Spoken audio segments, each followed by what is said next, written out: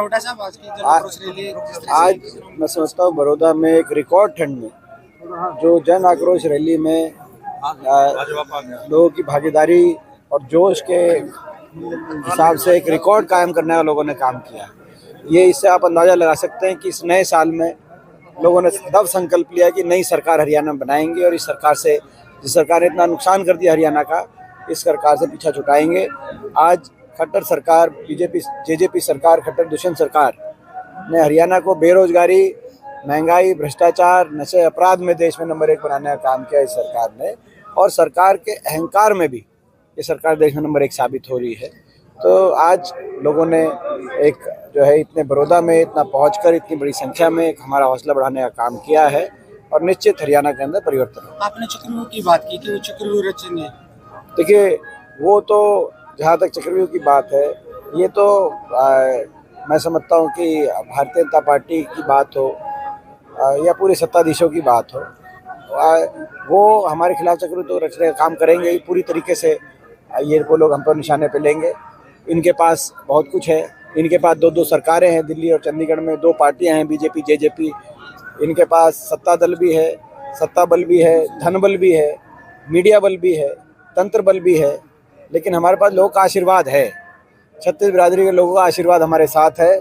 इसीलिए कोई कितना चक्रव्यूह रचे, जो मैं समझता हूँ कि निश्चित तौर से इस बार हरियाणा में परिवर्तन होगा और लोकसभा में भी हरियाणा में कांग्रेस सभी सीटों पे जितना काम करेगी। उसमें बीजेपी की ये कह रही है कि जो मेरिट के आधार पर जो बीजेपी सरकार ने नौकरी दी, पर्ची की बात होने लगी है। देखिए, वो बात में बड़े विस्तार से मैंने उस बात का जवाब, ये हरियाणा में जवाब इस बात का देना चाहिए सबसे ज़्यादा बेरोजगारी क्यों हुई। ना तो प्राइवेट में कोई उद्योग लगा, ना प्राइवेट में नौकरी, ना सरकारी नौकरी है तो समाप्त कर दी गई, और जो बची वो या तो भर्ती घोटालों की भेंट चढ़ गई, और फिर भी बची कुछ कोई नौकरी जो निकली बड़े पदों पे, कोई भी लिस्ट निकली उसमें हरियाणा से ज़्यादा हरियाणा के बाहर के बच्चे। आखिरी साल एक चुनावी स्टंट के रूप में आखिरी साल में Bharatiya Janata Party group D group C की लाती है। आखिरी साल 2019 के चुनाव में भी ये हुआ, 2000 और इस चुनाव में भी ये हुआ। 5 साल क्यों नहीं निकाली? और 5 साल कितने बच्चे ओवरेज हो गए, हरियाणा में रिकॉर्ड बेरोजगारी होगी, बच्चों का पलायन हो गया विदेशों में। लेकिन ये सरकार, मैं समझता हूँ कि कहीं ना कहीं केवल वोट बटोरने का लक्ष्य है, बच्चों को रोजगार दिलाने का लक्ष्य नहीं है। सरकार आते ही हम 2 लाख जो पद समाप्त हुए हैं उनको दोबारा से बहाल करेंगे और हरियाणा के अंदर पक्की भर्ती लाने का काम का इस्तेमाल किया जा रहा है, जो रेड चल रही थी जो कांग्रेस के विधायक पर, उसको लेकर किस तरह की यार वो बार देने की बात की। बुढ़ापा पेंशन हरियाणा में जो बड़े बुजुर्गों के साथ एक विश्वासघात हुआ है, जो बड़े बुजुर्गों के साथ विश्वासघात हुआ है, 5100 बुढ़ापा पेंशन के आधार पर गठबंधन हुआ था, लेकिन 5 साल में पेंशन बढ़ाई नहीं, आधी मिल रही है 2700।